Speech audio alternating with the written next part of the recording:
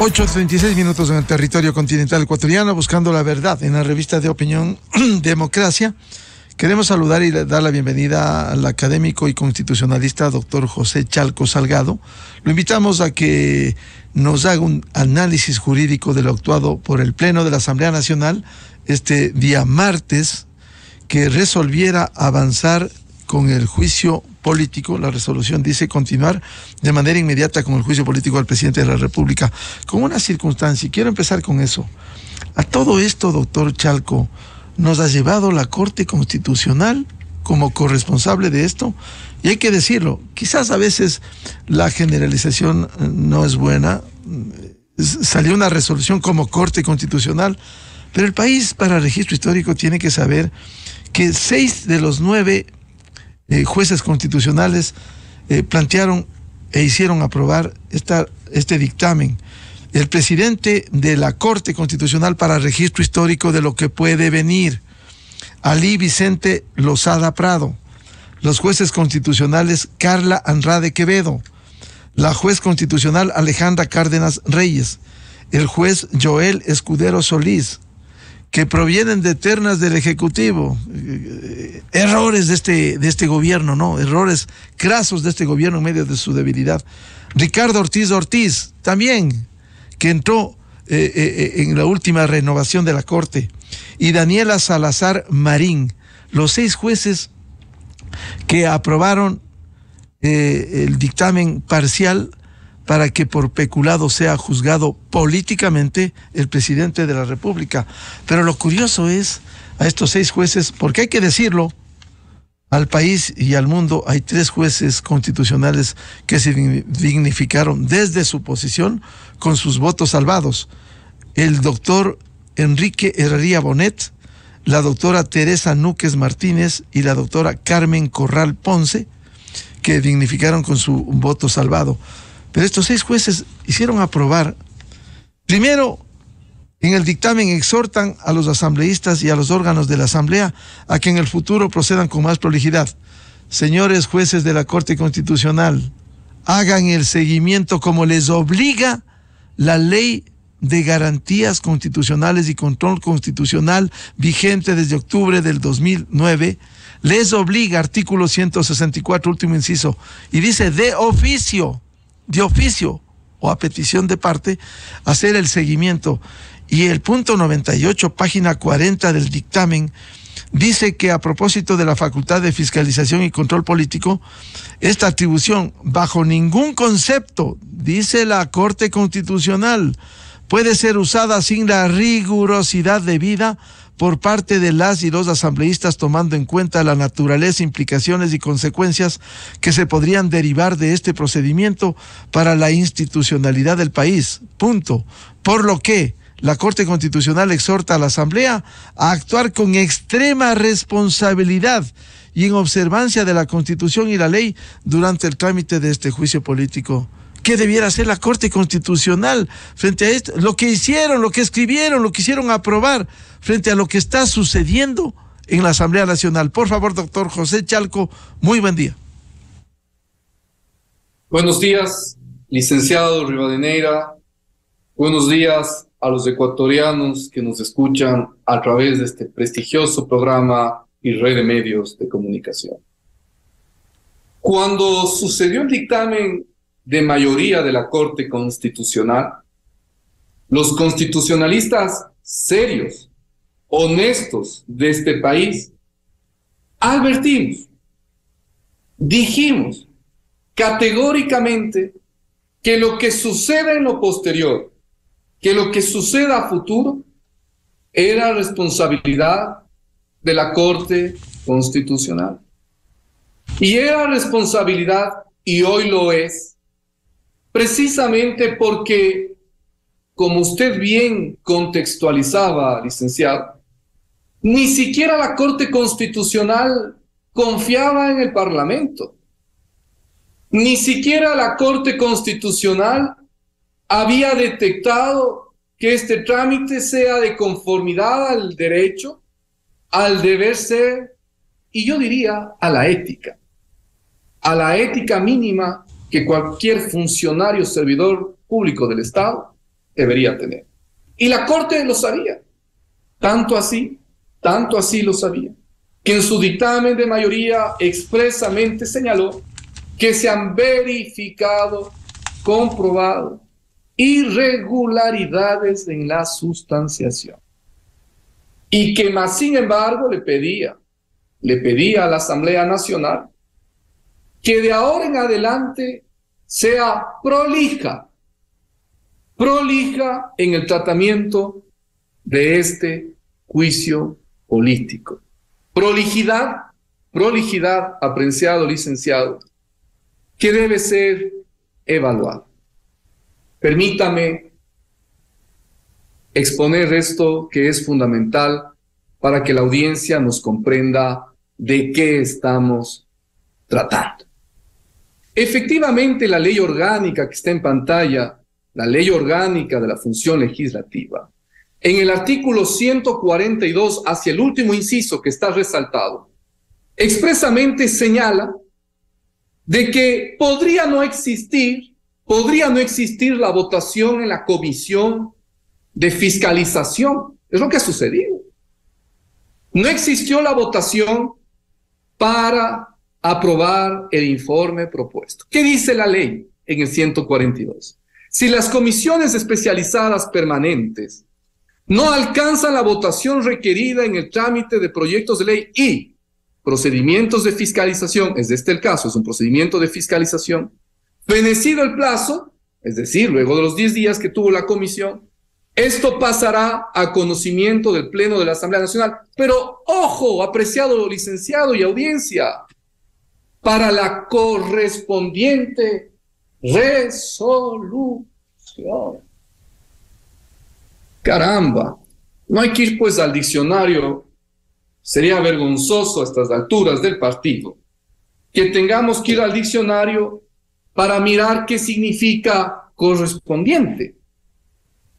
Que de acuerdo a cualquier texto, fácilmente podemos arribar a su definición de vinculado, relacionado a algo, pues. Eso es correspondiente. No es cualquier resolución como se quiso inventar precisamente el presidente de la Asamblea Nacional, una resolución de mayoría simple inventada en el procedimiento, la que ha pasado ayer con 88 votos. Eso no existe, apreciado licenciado, en ninguno de los artículos del procedimiento del juicio político, en el artículo 91, 92, 93. En el 142 habla de una correspondiente resolución, es decir, del trámite que tiene que darse precisamente al enjuiciamiento político, a haber puesto en difusión de los asambleístas el juicio político, lo que ha sucedido que no se ha podido aprobar el informe y que los asambleístas procedan al momento procesal establecido, a la sustanciación establecida, para precisamente llevar adelante la valoración, una nueva valoración de las pruebas actuadas oportunamente en la comisión de fiscalización, el debate en el pleno y la interpelación al presidente, pues. ¿Cómo aquí se inventaron un paso que no está establecido? He mostrado la ley, he mostrado el 142 de la ley, dice correspondiente resolución, o sea, respecto del juicio político, de continuar el juicio político, no otra. Aquí se ha puesto como si fuera una resolución cualquiera, como aquellas a las que nos tiene acostumbrado la Asamblea, como el Día Nacional del Bizcocho, en donde usted necesita mayoría simple y puede hacer una resolución al ánimo de la voluntad de ese día, del orden del día, pero aquí no estamos al orden del día cualquiera, sino a lo que la ley orgánica de la función legislativa nos determina y nos manda. Lo que debía hacer el presidente de la Asamblea es continuar con el trámite de sustanciación, la difusión inmediata a los asambleístas. Posterior de ello, tenía que, pasadas 48 horas de la difusión, en 5 días plazo, convocar precisamente al debate en la asamblea, a la nueva valoración de prueba. Porque eso dice la ley, no es que ya no se prueba nada, se sigue valorando la prueba, está en la ley orgánica de la función legislativa. Se sigue valorando la prueba que oportunamente se actúa en la comisión de fiscalización. Y luego, en 5 días más, se convoca a la votación. Eso es lo que debe hacer. Esto es derecho público. En derecho público, usted puede hacer lo que está estrictamente permitido. Todo lo demás se entenderá como prohibido. Pero eso no es todo, licenciado. Las irregularidades continúan todos los días, todos los minutos. Le voy a mostrar una más. Vea usted la resolución que tomó el día de ayer el Parlamento, con 88 votos. Esta resolución que yo, insisto, no corresponde y es inconstitucional, es ilegal. Resuelve enjuiciar políticamente al presidente de la República por la infracción constitucional de peculado prevista en el artículo 2, en el numeral 2 del artículo 129 de la Constitución y admitida en el dictamen U123, dictamen de juicio 23 de la Corte Constitucional. Punto seguido. Mire lo que dice, apreciado licenciado. Esto es importante, audiencia. Los constitucionalistas serios sí decimos la verdad. ¿Qué dice? Punto seguido. Se evidencia el desvío o distracción de los fondos que generaban anualmente estos pools de empresas con los que Flopec tenía relación. Se evidencia desvío o distracción de los fondos. ¿Quién dice eso? El Pleno de la Asamblea, que después tiene que juzgar. El Pleno de la Asamblea, que dice en el artículo 2, dispongamos al presidente disponemos al presidente de la Asamblea que continúe de manera inmediata con la tramitación del proceso político. En esta resolución que el artículo 2 dice, vamos a continuar con el trámite del proceso de juicio político, deja diciendo en el artículo 1 que se evidencia desvío y distracción de fondos que generaban anualmente estos pools. Pero si no es sentencia, pues, si no es la resolución de destitución, ¿cómo pueden haber puesto que se evidencia nada? Si recién estamos entrando a la etapa de sustanciación en el Pleno, en donde vamos a valorar la prueba, en donde vamos a escucharle al presidente en esto que tanto se jactan de la interpelación en 3 horas. Recién le vamos a escuchar, pues. Recién vamos a valorar la prueba. ¿Esto no es un símbolo de que es del todo o nada? ¿Esto no es un símbolo de que la Asamblea no entiende de razones? ¿Esto no es un símbolo de que ya está todo listo? ¿Esto no es un símbolo de que ya los juzgadores asambleístas tienen resuelto desde quien dirige la presidencia qué se debe hacer? Eso dice la resolución. Olvídese, estudiante de Derecho Constitucional, olvídese, estudiante de primer día de Derecho, del principio de presunción de inocencia mientras no se demuestre, pruebe lo contrario y exista resolución al respecto. Aquí no necesitamos ya destitución del presidente. En una resolución inventada e ilegal, se llegó al extremo de establecer no solo lo ilegal, sino además que se siga el trámite del proceso de juicio político, pero ya dejo diciendo que es responsable, culpable a quien yo voy a enjuiciar. Nunca se ha visto esto. Nunca. Y que no nos digan que esto es político y no jurídico. Que no nos digan que aquí no tiene nada que ver el derecho. Y que aquellos abogados que lo dicen, qué verdad,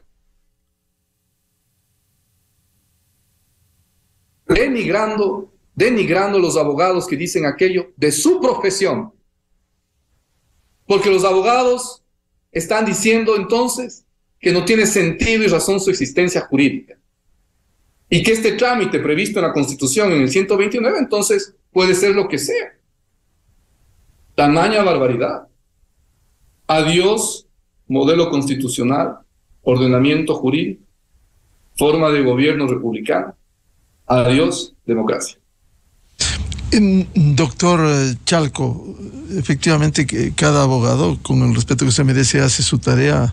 Algunos obviamente buscan su plataforma, su protagonismo, e incluso para defender a legisladores o a quienes deseen libremente hacerlo, pero no actuar de esa manera con un juego de intereses, usando la jurisprudencia. Pero en el caso de la Corte Constitucional, ¿debiera ser el seguimiento de manera obligatoria, actuar antes, o va a llegar con una disposición posterior si es que se llega a la censura y destitución cuando ya los hechos están consumados? ¿O debe hacer el seguimiento como obliga a esta sentencia este momento, una vez que ya ayer hubo una resolución para la continuidad del juicio político? Incluso pudiera llegarse, como tienen la atribución y fueron muy ágiles en la Corte Constitucional para destituir a los consejeros del Consejo de Participación Ciudadana, ¿pudieran llegar a la destitución de quienes están actuando así en la Asamblea Nacional? Su pregunta, yo creo que tiene que tener una respuesta categórica, porque no puede ser, pues, que usted sostenga un modelo de Estado sin que se respete a la Constitución. No hay ningún modelo de Estado constitucional alguno si no se respeta a su Constitución. No puede existir ningún respeto al orden constitucional si no se respeta al orden constitucional establecido en la Constitución y en las decisiones del máximo órgano de justicia constitucional. Pero a mí me gusta mucho el derecho constitucional, apreciado Miguel, y yo hablo con razones. Es decir, yo no he visto participaciones que muestren las normas, que muestren el dictamen, que muestren las resoluciones, porque no hay que mentir a la audiencia. Aquí no se trata de defender a un gobierno, por favor. Se trata de defender el orden constitucional. Eso es lo que debemos hacer los constitucionalistas. No ser cachiporreros de normas y de supuestos. Déjeme indicarle algo más entonces, con su pregunta. Veamos el dictamen de mayoría de la Corte Constitucional. Ahí está. El dictamen de mayoría de la Corte Constitucional en su argumento 37, ¿qué es lo que dice, apreciado Miguel, para que sepa usted cómo engañan a la opinión pública varias personas? Ninguna jueza o juez de la función judicial, ni tampoco de esta Corte, han de inmiscuirse en el proceso de determinación de la responsabilidad política del presidente o vicepresidente de la República. Ningún juez de esta Corte Constitucional o de la justicia ordinaria se inmiscuirán en el proceso de determinación de la responsabilidad política, no en el proceso de juicio político, sino en la valoración de si es o no es culpable. Pues eso es lo que está diciendo. Ahí no se inmiscuya, en la determinación de la responsabilidad. Pero claro que tiene que intervenir en las otras violaciones, pues en el debido proceso, en la violación a la Constitución, en la violación a la ley, en la violación a su dictamen, en eso sí, pues. Cuando se incumpla su dictamen que dice, sígase el debido proceso, sea prolija, no ingrese otros hechos que nada tengan que ver con el peculado, ahí sí, pues. Cuando se invente un paso de resolución de mayoría simple, ahí sí, pues. Repito y muestro nuevamente para la audiencia tan respetada, para los ecuatorianos que merecen respeto. ¿Qué dice el dictamen? Que la Corte no va a intervenir, pero respecto de la responsabilidad política. No respecto del trámite del enjuiciamiento político y las violaciones a su dictamen, ni las violaciones a la Constitución, a la ley. Yo creo que esto es claro. Entonces la Corte no ha perdido ninguna atribución de hacer que se cumplan sus decisiones. Eso está establecido en el artículo 162 y 164 de la Ley Orgánica de Garantías Jurisdiccionales y Control Constitucional. Esa atribución no ha sido perdida, no ha sido desnaturalizada. Aquí hay una carencia de lectura comprensiva en el país, ¿o qué es lo que está pasando? Hay una carencia de lectura comprensiva en la Asamblea, ¿o qué es lo que está pasando? Y estas son las verdades que hay que decir a los ecuatorianos, apreciado Miguel, cuando no tenemos los abogados ningún interés, sino simplemente de respeto al orden constitucional. Ahí está. He demostrado, querido Miguel, por qué la Corte entonces sí debería actuar. ¿Cuándo debe actuar la Corte? Buena pregunta. ¿Cuándo? Oportunamente, ¿no? Con sana crítica. El principio de la sana crítica. El principio de la tutela judicial efectiva. La Corte Constitucional, a la cual yo respeto muchísimo, Corte de Cortes, quien está integrada por jueces notables. Podemos a veces no estar de acuerdo de sus decisiones, este es uno de los casos, no porque vamos a la opinión pública a decirlo, sino incluso por las razones que oportunamente, en mi caso personal, yo ingresé un amicus curiae a la Corte Constitucional cuando se estaba ventilando el dictamen de admisibilidad. Yo ingresé razones y argumentos que están a consulta y exploración de todas las personas que pueden mirar las razones de por qué, a mi juicio, la Corte no debió admitir a trámite. Discrepo con lo que decidió el Pleno, no porque lo digo yo, sino porque lo dicen los votos de minoría del juez Herrería, de la jueza Corral y de la jueza Teresa Núquez. Y en esa línea, apreciado Miguel, la Corte obviamente tiene que actuar con oportunidad. La Corte durante muchos años ha desarrollado el principio y derecho de la tutela judicial efectiva. La tutela judicial efectiva, vea Miguel, es un principio que en el 85% de audiencias que llevamos adelante los abogados en distintas salas, en distintas instancias y momentos procesales, y yo escucho a todos los abogados del país implorar tutela judicial efectiva. Todos, en su amplia mayoría, un 85%. ¿Qué es la tutela judicial efectiva? Que hayan decisiones válidas de la justicia, válidas, con celeridad, con oportunidad, y que permitan precisamente tutelar los derechos de la gente. La tutela judicial efectiva, hacer que se cumplan las decisiones de los jueces, que las decisiones de los jueces sean válidas, que sean oportunas, es precisamente uno de los principios que hoy la Corte tiene que mirarlos en su dimensión de guardián constitucional, con oportunidad. ¿De qué sirve una Corte que actúe después? ¿De qué sirve una Corte que intente hacer control constitucional cuando ya se hayan consumado los hechos y cuando ya haya operado otros momentos jurídicos y fácticos? La Corte tiene que actuar con oportunidad y corregir con oportunidad, reconducir el camino. Ya lo venimos diciendo desde algún tiempo, ¿no? Lamentablemente, las razones de la sana crítica de los juzgadores, pues, no ha hecho que en este momento actúe. Pero he demostrado, Miguel, he demostrado con documentos de por qué la Corte debería actuar. Y actuar con oportunidad, como usted dice, es este momento, no mañana, no pasado mañana, no luego de la votación por la censura y destitución por un lado. Y por otro, ¿pueden llegar a la destitución de los asambleístas que han cometido estas arbitrariedades, estas barbaridades en el proceso? Bien, también, Miguel, eso sería lo extremo. Yo no creo que la Corte lo haga, le digo con mucha honestidad y con quizás una especie de desazón, ¿no? De desazón. Yo no creo que la Corte lo haga. Si la Corte llegó a dar un dictamen de admisibilidad de mayoría por algo que, como se ha quedado ya demostrado, no solo en la Asamblea, sino en la opinión pública, parece ser que hubo narrativas carentes de pruebas, narrativas carentes de verdad y de la mínima verosimilitud, citándole a la Corte, más bien carentes de aquello. Muy difícilmente yo creo que la Corte llegase a un extremo incluso de destitución de los asambleístas. No lo creo.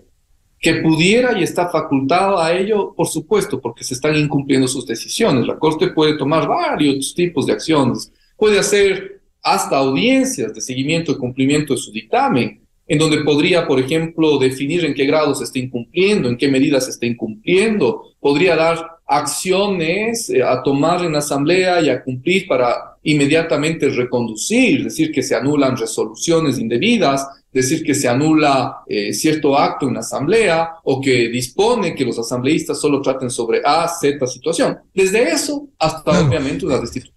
Claro, y si no lo hace, doctor Chalco, si no lo hace, si no actúa, simplemente está siendo corresponsable de estas arbitrariedades en la Asamblea Nacional, la Corte tendrá que responder ante el país por esto.